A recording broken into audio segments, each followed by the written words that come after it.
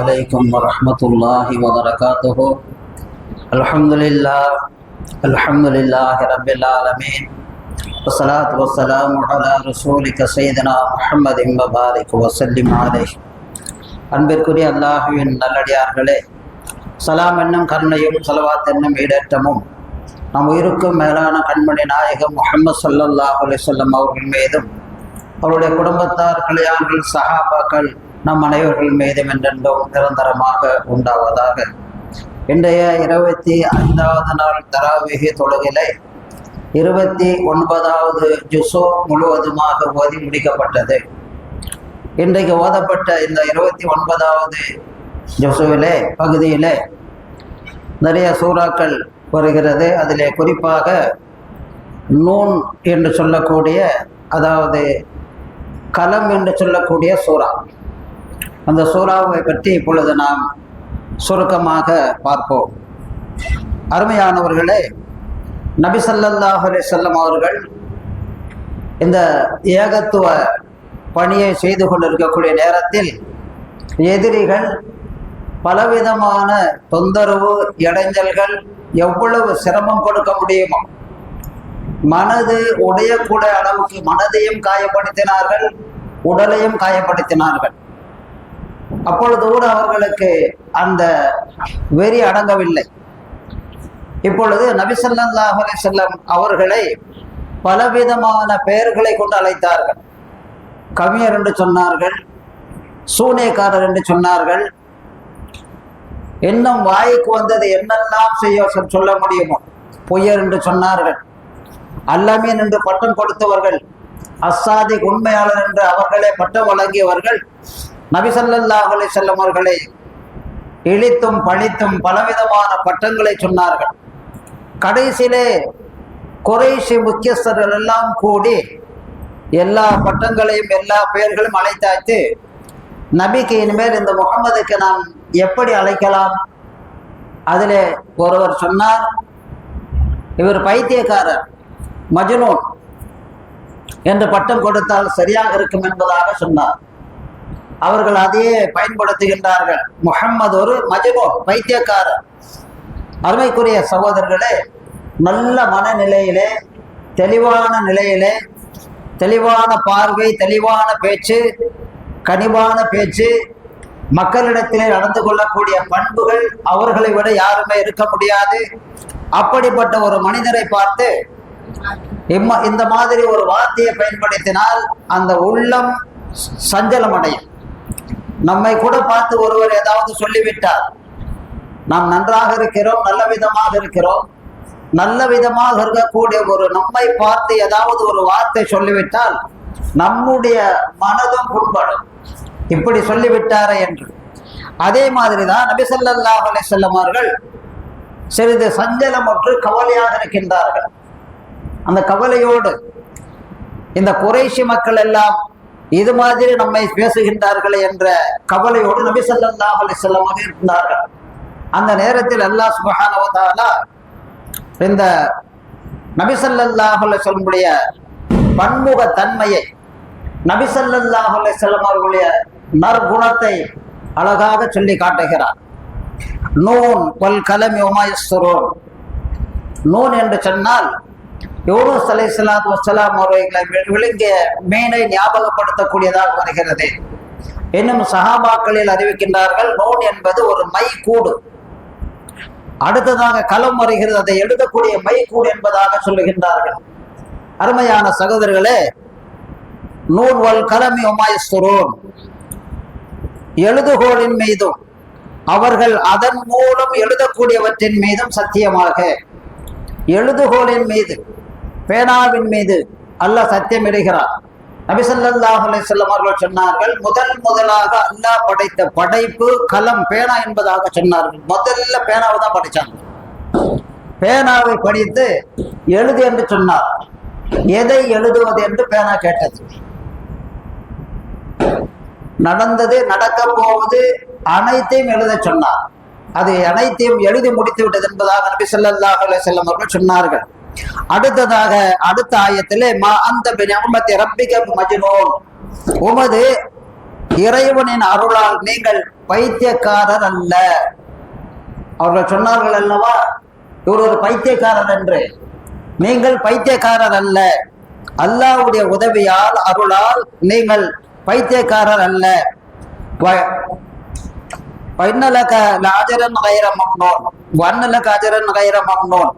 இன்னும் உமக்கு குறைவற்ற நற்கூலி திட்டமாக இருந்து கொண்டிருக்கிறது. உங்களுக்கு நற்கூலி, குறைவில்லாத நற்கூலி திட்டமாக இருந்து கொண்டிருக்கிறது என்று நபி ஸல்லல்லாஹு அலைஹி வஸல்லம் அவர்களை பார்த்து அல்லாஹ் சொல்லுகிறார். குறைவில்லாத நற்கூலி என்று சொன்னால் நாளை மறுமையிலே இந்த உம்மத்திற்காக வேண்டி ஷஃபாத் செய்யக்கூடிய உரிமை என்பதாக சொல்லப்படுகிறது.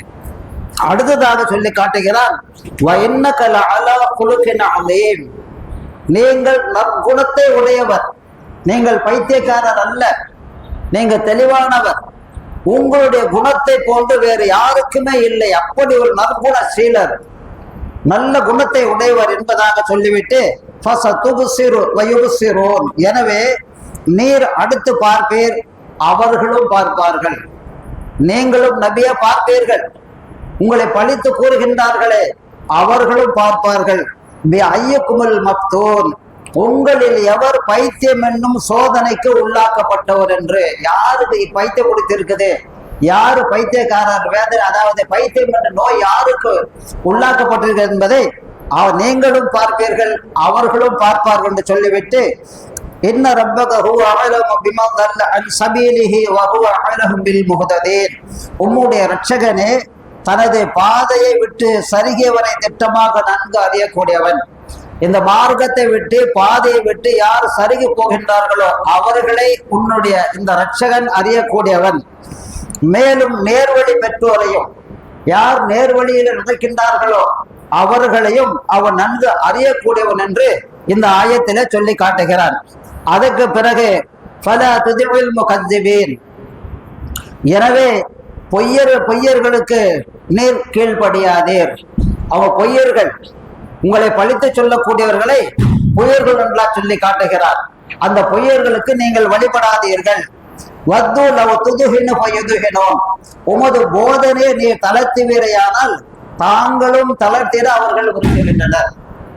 நீங்கள் ஏகத்துவ கலிமாவை சொல்லுகின்றீர்கள் அல்லவா, அதை நீங்கள் கொஞ்சம் தளர்த்துவீர்களே ஆனால் அந்த ஏகதெய்வ கொள்கையை விட்டுவிட்டு இணை வைக்கக்கூடியதை பற்றி நீங்கள் விமர்சனம் செய்கின்றீர்களே, இப்படி நீங்கள் வணங்காதீர்கள் என்று அந்த வேதனையிலிருந்து, அந்த போதனையிலிருந்து நீங்கள் கொஞ்சம் தளர்த்துவீர்கள் ஆனால், கொஞ்சம் அப்படி இறங்கி வந்தீங்கன்னு சொன்னா அவர்களும் தளர்த்துவார்கள். என்ன தெரியுமா, அவங்க பேசுறத நிறுத்திட்டா நாங்களும் ஏதோ செய்ய மாட்டோம், பேச மாட்டோம் என்பதாக அதுக்கு பொருள்.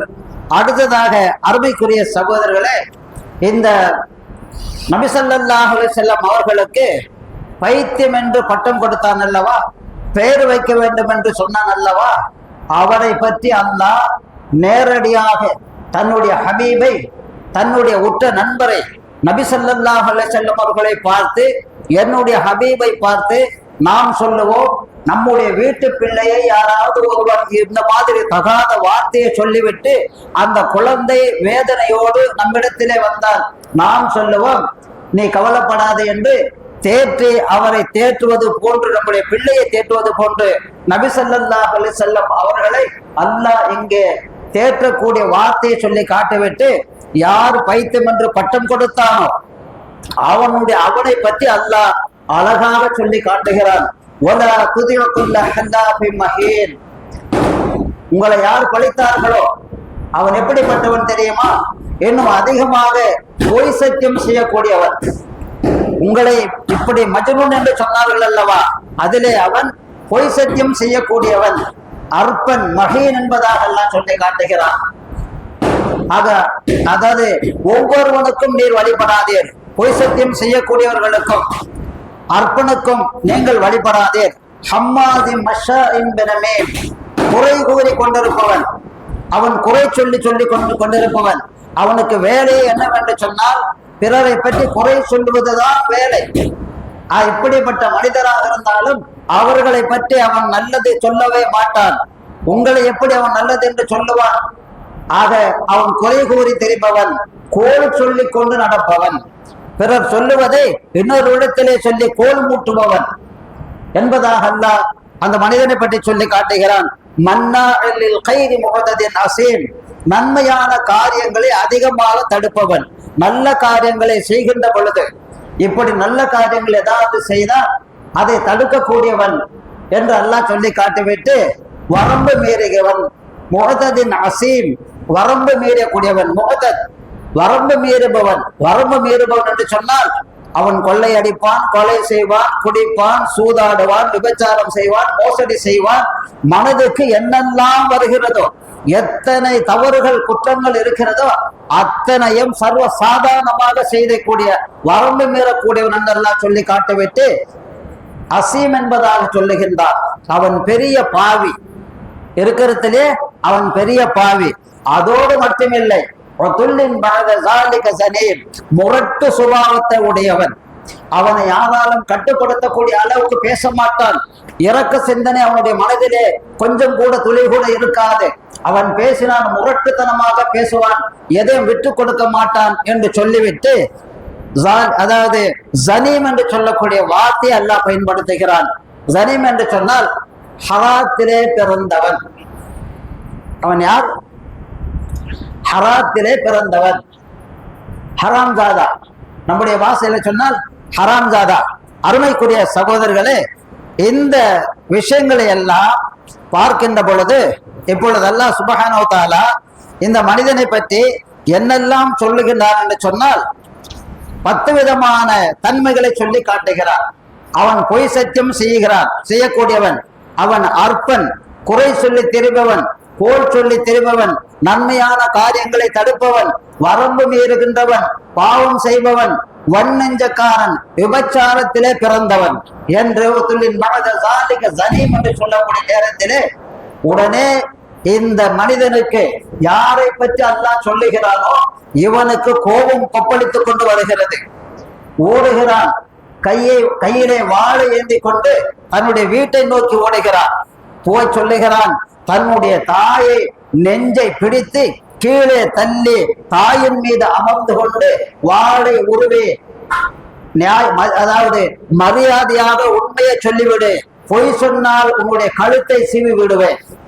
தன்னுடைய தாயை கீழே தள்ளி மார்பின் மீது ஏறி அமர்ந்து கொண்டு வாளை நோக்கி மிரட்டி சொல்லுகிறான்.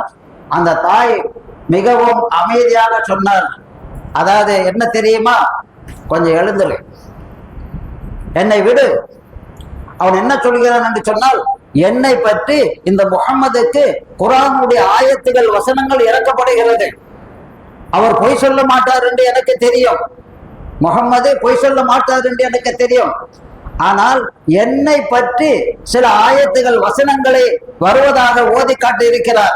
மக்கள் என்னிடத்திலே சொன்னார்கள், அதெல்லாம் என்னிடத்தில் இருக்கிறது. நான் பொய் சொல்லக்கூடியவன், கோல் சொல்லக்கூடியவன், வரம்பு மீறக்கூடியவன், நன்மையை தடுப்பவன், குறை சொல்லி திரும்பவன், பாவம் செய்பவன், வன்னெஞ்சுக்காரன். ஆனால் என்ன ஹராம் ஜாதா என்று சொல்லுகிறானே, உண்மை தெரிய வேண்டும் இல்லை என்று சொன்னால் உன்னை கொன்று விடு என்பதாக தாயை மிரட்டக்கூடிய நேரத்திலே தாய் சொல்லுகிறார், மகனை என்னை விடு. ஆம், உன்னுடைய தந்தை ஆண்மையற்றவன், உன்னுடைய தந்தைக்கு ஆண்மை இல்லை. அதனால் நம்முடைய வீட்டிலே ஆடு மேய்க்கக்கூடிய இடையனோடு சேர்ந்து பிறந்தவன் தான் நீ என்பதாக தன்னுடைய தாய் அந்த அவனிடத்திலே சொல்லி காட்டுகின்ற பொழுது அவன் யார் தெரியுமா? வலீத் பின் முகிரா என்று சொல்லக்கூடிய குறைஷி குலத்தை சேர்ந்தவன் தான் இவன். மிகவும் மோசமான ஒரு நடத்தை உடையவன். நபி ஸல்லல்லாஹு அலைஹி வஸல்லம் அவர்களே மஜ்னூன் என்று சொல்ல காரணத்தினால் அல்லாஹ்வுடைய கோபம் எந்த அளவுக்கு என்று சொன்னால், அனைத்து குணங்களையும் சொல்லிவிட்டு மறைக்கப்பட்ட விஷயத்தை, யாருக்கு பிறந்தான் என்று யாருக்குமே தெரியாது, தாய்க்கு மட்டும்தான் தெரியும். அதற்காக வேண்டித்தான் நபி ஸல்லல்லாஹு அலைஹி வஸல்லம் அவர்கள் சொன்னார்கள், தாயினுடைய பாதத்திலே சொர்க்கம் இருக்கிறது என்பதாக. அப்படி மறைக்கப்பட்ட அந்த விஷயத்தை அல்லாஹ் பகிரங்கப்படுத்தி அவனை கேவலப்படுத்தினான் என்ற செய்தி இந்த ஆயத்திலே நாம் பார்க்கிறோம். அதோடு அல்லாஹ் விட்டு விடவில்லை, முடிந்து விடவில்லை. அல்லாஹ் மேலும் சொல்லுகிறான், அருமைக்குரிய சகோதரர்களே, அன்கான ஜாமாலிம் அவனேன், அவன் ஏன் அப்படி நடந்து கொண்டான் என்று சொன்னால், அவன் நிறைய பொருளுக்கு சொந்தக்காரன், செல்வந்தன், வசதி படைத்தவன், வசதி வாய்ப்பு உள்ளவன், ஆண் பிள்ளைகளை உடையவன், நிறைய ஆண் பிள்ளைகளே உடையவன். 10 ஆண் பிள்ளைகள் இருந்ததாக சொல்லப்படுகிறது. வலீத் பின் முகிராவிற்கு 10 ஆண் பிள்ளைகள். அந்த 10 ஆண் பிள்ளைகளிலே 3 பேர் இஸ்லாத்தை ஏற்றுக்கொண்டார்கள், 7 பேர் முஷ்ரிக்காகவே மரித்தார்கள். அந்த 3 பேரிலே காலித் இப்னு வலீத் என்று சொல்லக்கூடிய மிகப்பெரிய சஹாபி, மிகப்பெரிய சிங்கம். அவர்கள் போருக்கு சென்றால் வெற்றி பெறக்கூடியவர். அவருடைய மகனார் தான், அவருடைய தந்தை தான் இந்த வலீத் பின் முகிரா. ஆக அருமைக்குரிய சகோதரர்களே, அந்த வலீத் பின் முகிராவிடத்திலே அன்கான ஜாமாலின் வபனேன், அவனிடத்திலே செல்வங்கள் அதிகமாக இருந்தது, பிள்ளை செல்வங்கள் அதிகமாக இருந்தது. இஸா துத்லா அலைஹி ஆயாத்துனா கால அஸாதீருல் அவ்வலீன், அவன் மீது நமது வசனங்களை, இந்த குர்ஆனை ஓதி காட்டுகின்ற பொழுது இது முன்னோருடைய கட்டுக்கதை என்று சொன்னார். நபி ஸல்லல்லாஹு அலைஹி வஸல்லம் அவர்கள் குர்ஆனுடைய ஆயத்துக்களை மக்களிடத்திலே ஓதி காட்டுகின்ற பொழுது அவன் சொன்னான், இது முன்னோருடைய கட்டுக்கதை என்று சொன்னான். இஸா துத்லா அலைஹி ஆயாத்துனா கால அஸாதீருல் அவ்வலீன் என்பதாக அவன் சொன்னான். அதனால் அல்லாஹ் சொல்லுகிறான், இவனுக்கு எப்படி தெரியுமா, சனஸ்ஸிமுஹு அலல் குருத்தூம், அவனுடைய துதிக்கை போன்ற மூக்கின் மீது நாம் விரைவில் அதாவது முத்திரையிடுவோம் என்பதாக எல்லாம் சொல்லி காட்டுகிறான். சனஸ்ஸிமுஹு அலல் குருத்தூம், அவனுடைய மூக்கு சற்று நீளமாக இருக்கும், நீண்டதாக இருக்கும். நாம் சொல்லுகிறோம் அல்லவா, இன்னைக்கு வரட்டும் அவன் மூக்க உடைக்கிறேன், இன்னைக்கு அவன் மூக்க அறுக்கிறேன், இன்னைக்கு மூக்க அறுத்துக்கிட்டு தான் அவர் போவாரு என்பதாக மனிதனுக்கு முக்கியமான உறுப்புகளிலே மூக்கு ஒன்று.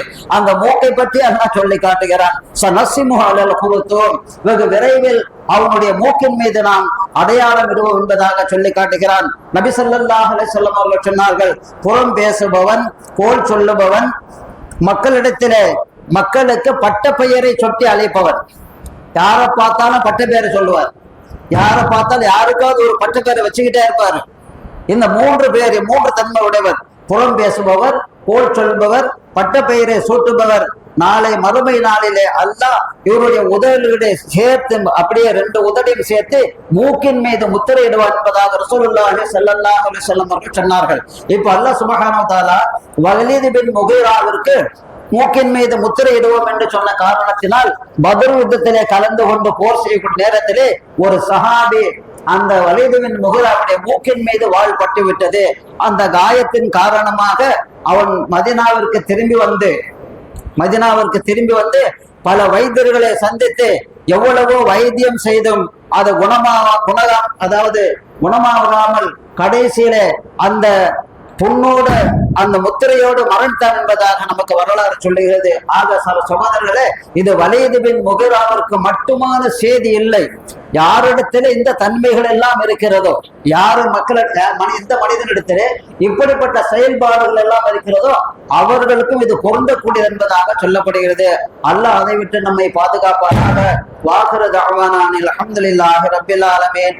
அஸ்ஸலாமு அலைக்கும் வரஹ்மத்துல்லாஹி வபரகாத்துஹு.